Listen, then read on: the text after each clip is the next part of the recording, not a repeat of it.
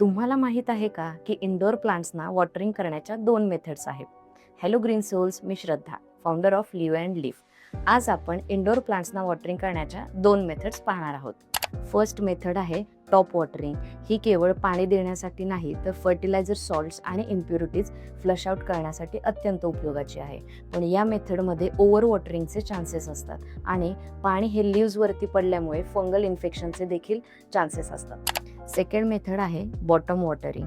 ही method उन्हाळ्यामध्ये जेव्हा soil compact होते, हायड्रोफोबिक असते, तेव्हा ही मेथड इफेक्टिव्ह आहे. या मेथडमध्ये ट्रेमध्ये पाणी घ्यायचे आणि त्यामध्ये पॉट ठेवायचा. म्हणजे काय की कॅपिलरी मुवमेंटमुळे पाणी डिरेक्टली रूट्सपर्यंत पोचेल आणि रूट्सना समप्रमाणात ओलावा मिळेल. या मेथडमुळे ओव्हर वॉटरिंग होत नाही आणि लिव्हजवरती पाणी पडत नसल्यामुळे लिव्ह सरफेस हा ड्राय राहतो. त्याच्यामुळे फंगल इन्फेक्शन देखील होत नाही. So once in a month तुम्ही टॉप वॉटरिंग करा, अदरवाईज बॉटम वॉटरिंग हे प्रेफर करा.